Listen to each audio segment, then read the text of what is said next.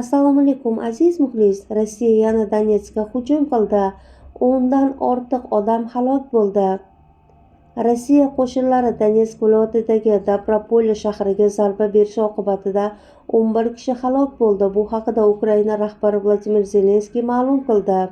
Prezidentning ma'lum qilishicha, zarba oqibatida kamida 11 kishi halok bo'lgan va yana 30 kishi jarohat olgan. O'zimning chuqur hamdardligimni qurbonlarning oilalari va yaqinlariga izhor qilaman, degan Ukraina rahbari. Zarba oqibatida 8 ta 5 qavatli va bir ma'muriy bino, qolaversa 30 ta avtomobil zarar ko'rgan. Yashash joylarida va ma'muriy binoda yong'inlar yuzaga kelgan. Yong'inlarni o'chirish davomida dron bilan yana bir zarba berilgan. Oqibatda o't o'chirish mashinasi shikastlangan.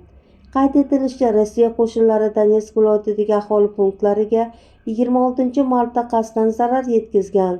Front chizig'idan 485 kishi, jumladan 6 bola evakuatsiya qilingan. Qolaversa, Zelenskiy ushbu hujumda zarar ko'rgan aholiga yordam berayotgan xodimlarga o'z minnatdorchiligini bildirib o'tgan.